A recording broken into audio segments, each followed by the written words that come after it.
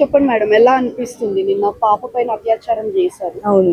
Simultaneously మనం ఇప్పుడు కర్మ రిపీట్స్ అంటారు కదా, అవును. అది కూడా వాడు కూడా పోయాడు. అవును. అంత చిన్న అమ్మాయి పైన అంత దారుణంగా వాడు అత్యాచారం చేశారు కదా, ఎలా అవును. అనిపిస్తుంది?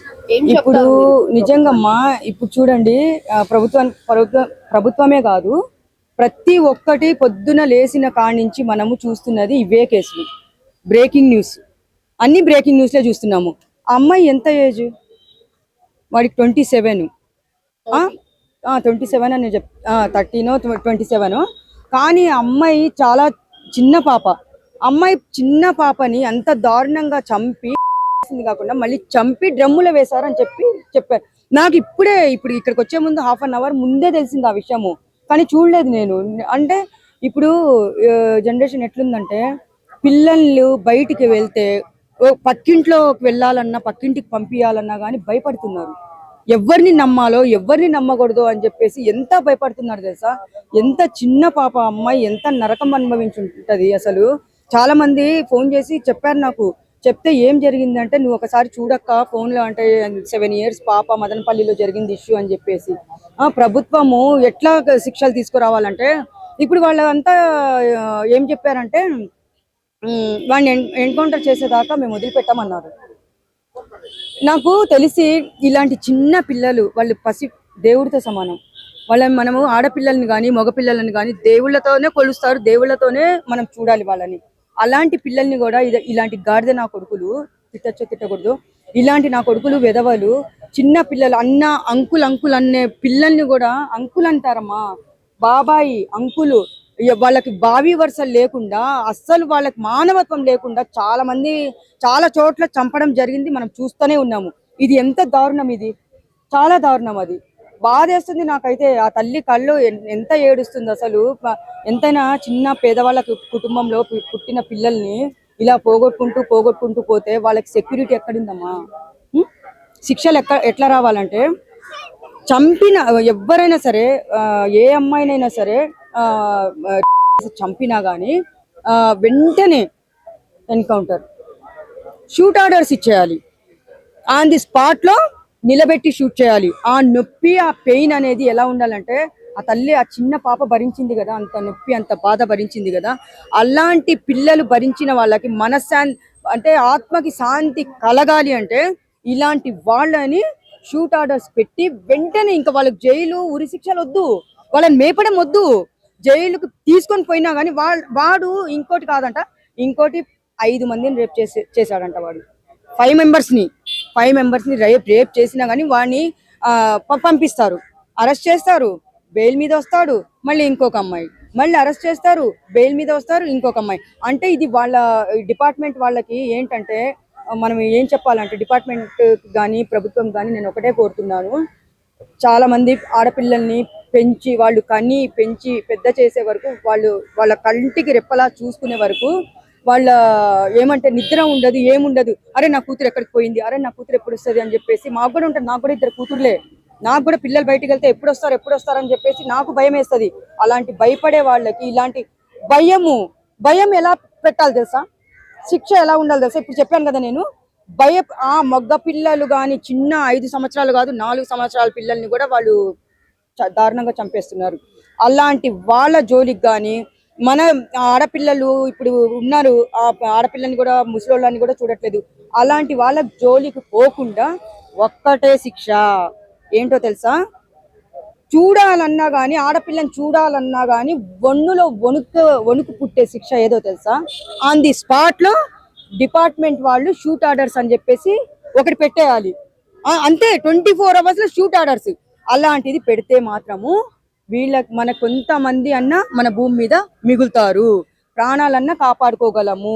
ఇది చాలా దారుణం తల్లి. నాకైతే విన్న తర్వాతనే ఇంత బాధేస్తుంది. మరి చూడాలి, ఇప్పుడు కాసేపు ఆగి చూడాలి ఏం జరిగిందో, నాకు తెలియదు. కానీ వాడైతే దేవుడు, నేను ఒకటే చెప్తూ ఉంటాను, దేవుడు చూస్తున్నా గానీ కర్మ అనేది ఒకటి వెంటాడుతూ ఉంటది. ఆ కర్మ 24 hours లో కూడా వాడిని వదిలిపెట్టలేదు. శవమైతే వెళ్ళాడు. కానీ బాధ ఏంటంటే, ఆ చిన్నారి తల్లిని పోగొట్టుకున్న తల్లిదండ్రులు జీవితాంతం ఏడవాలి. అది ఒక్కటి మనం బాధపడాలి. కానీ వాడు సచ్చాడనే సంతోషం ఉంటది, కానీ ఆ చిన్నారి తల్లిని పోగొట్టుకున్నారు కదా అమ్మాయిని పాపము. అదొక్కటి ప్రతి ఒక్కరు మనం బాధపడాలి. మన ఆ తల్లి ఆ అమ్మాయి ఆత్మ శాంతి కలగాలని చెప్పేసి నేను కోరుకుంటున్నాను.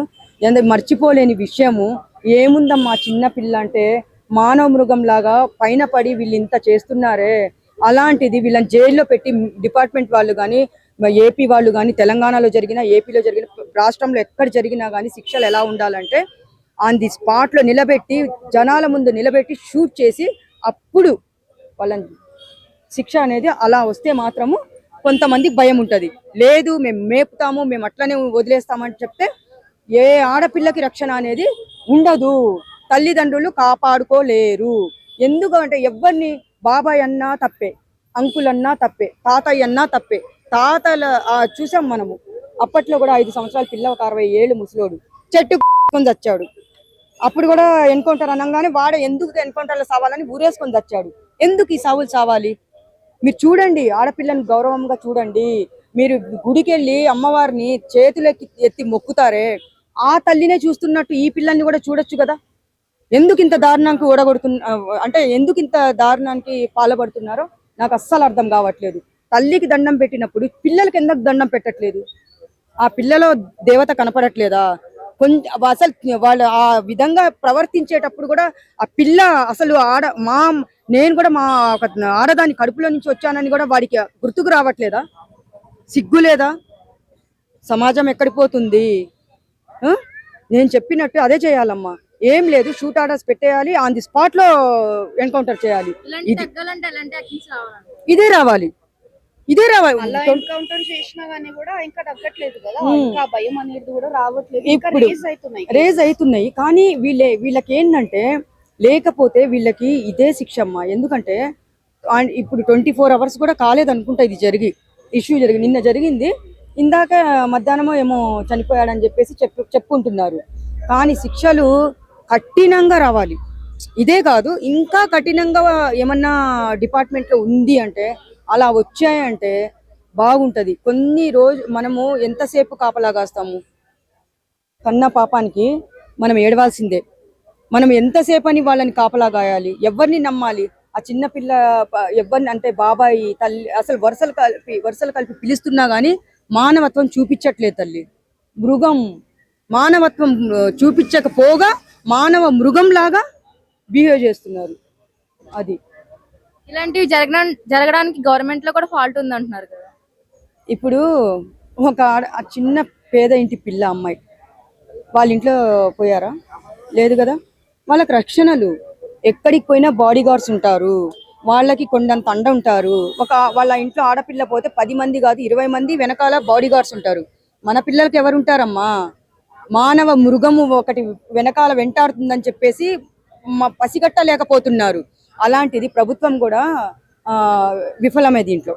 వాళ్ళు కరెక్ట్గా యాక్షన్లు అనేది ఉంటే మాత్రము ఆడపిల్లలకి ఇలా జరగదు. వాళ్ళు కరెక్ట్గా వాళ్ళు శిక్షలు వేరేలాగా పెట్టినా కానీ దాంట్లో అంటే వెన్నులో వణుకు పుట్టే శిక్షలు వస్తే అప్పుడు కొంచెమన్నా తగ్గుతాయి. లేదు అంటే వీళ్ళకి జైల్లో పెట్టి మేపారు అంటే ఆడపిల్లల అందరికీ ఇప్పుడు ఈ పాపకి ఎట్లా జరిగిందో అలా అందరూ పోగొట్టుకోవాల్సి వస్తుంది.